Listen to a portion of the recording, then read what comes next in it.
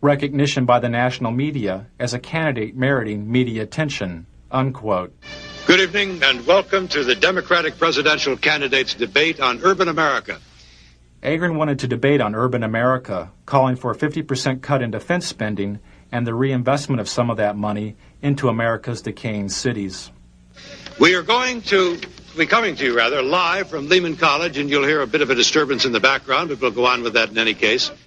The disturbance is Larry Agron asking to be included in the debate so that he can explain his plans for defense cuts and urban revitalization. Transfer of President Ferdinand Ferrer, and Mr. President, I suggest you wait for just a moment till the man is quieted or chooses to quiet down. All right, Mr. Ferrer. Agron was quickly arrested. His court date fell on the first day of the Democratic National Convention. During this campaign, but very little said about the problems facing America's cities. Tonight, we'll change all that. Without media exposure and the debates, Agron couldn't quickly receive federal campaign funds, and his candidacy lost momentum. You look all right on camera. What's that? You look all right. There's no hot spots. Really? Okay. Well, you usually got a mustache that shows through here. Okay, why don't you go get some stuff, Mike? Oh, yeah. There we go. Campaign funds. The Democratic Party refused to include Agron in the debates or speak to the networks on his behalf. Agron talked about his exclusion, saying, "I've challenged my own party for its continuing complicity in Cold War thinking, Cold War rhetoric, and Cold War budgets." To restore order right now, there are 3,000 National Guardsmen on duty in the city of Los Angeles. Another 2,200 stand ready to provide immediate support. So to speak. PC. Forward. Get on. PC. Doing. Forward. Oh, what a beautiful morning.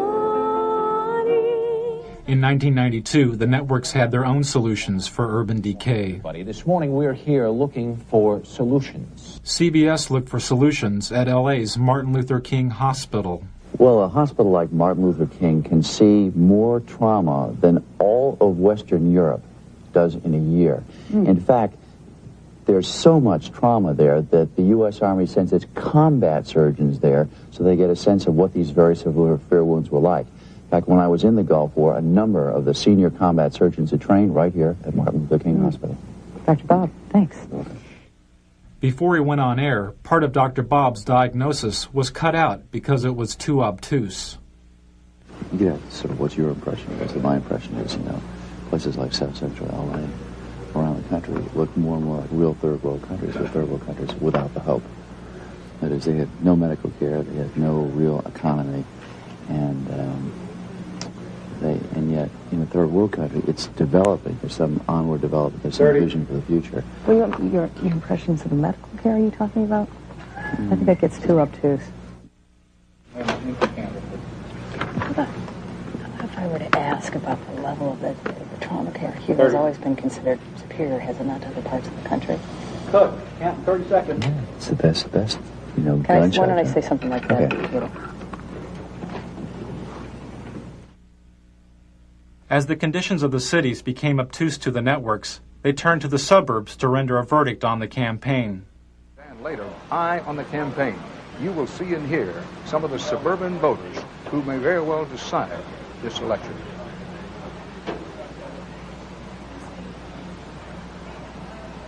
Back now live from St. Louis. There is news far beyond this city tonight. In, what is this, in Hawaii? In Haiti. Oh, well, they all look alike. In Haiti, a huge explosion leveled a 3-story building in downtown Port-au-Prince. At least 15 Haitians were killed. Take a look at the roads leading into and out of Los Angeles. Lately, you see more taillights than headlights. A lot of people leaving this town for good. Where are they going? Anywhere else. Why? While the ethnically diverse cities were abandoned for the homogeneous suburbs, the networks created their own recipes for the melting pot. Make a note. give it to Kathy, who may be the best at this. Since we're going to wish people a happy Rosh Hashanah, which is my idea and a good idea, just don't forget to check when Ramadan is. We have to wish all of our Muslim friends happy Ramadan. And then behind that, when you get to the Buddhist New Year, the year of the rat or the year of the monkey, whatever it is, we have to... got to be politically correct here, pal. After 4 Los Angeles police officers were found not guilty of assaulting Rodney King, the TV news moved away from the residents of L.A. and into the sky with 13 television-equipped helicopters. No justice, no peace. No justice, no peace. I'm sorry, we're still hung up in our court here. No justice. They're just marching up and down the streets, and they formed a big bulkhead here at the end of at the corner.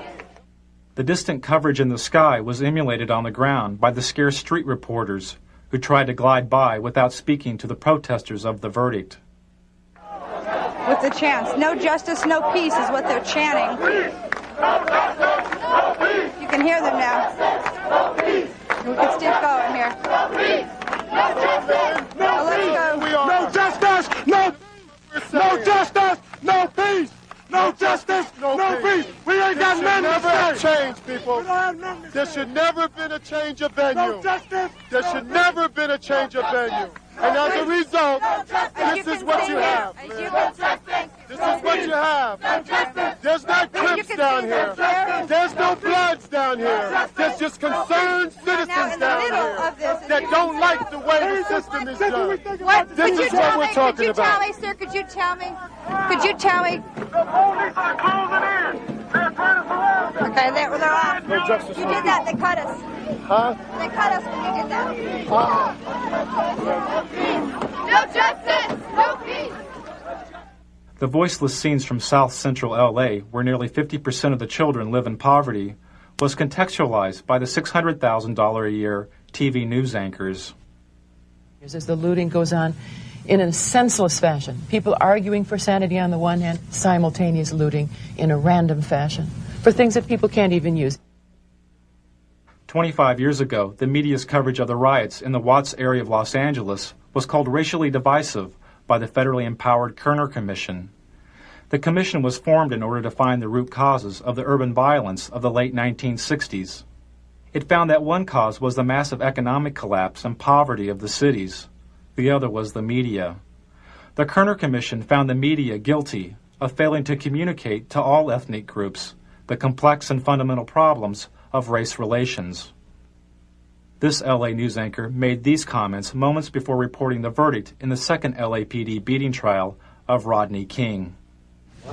Okay, I'm standing by, ladies and gentlemen. We don't have shit to say. We don't have anything to do, but by God, the management of this company deems it necessary that I come on the morning and shock the shit out of all of you.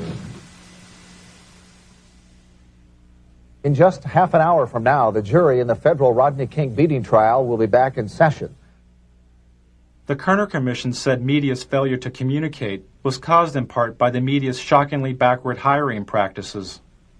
Hardly any people of color worked as TV news directors, the people who set policy and make decisions. Television responded to the criticism by hiring cameramen, clerks, and makeup artists that were African American, Latino, and Asian American. For each of these ethnic groups, the number of TV news directors is a few percentage points above zero since the Kerner Commission's verdict 25 years ago.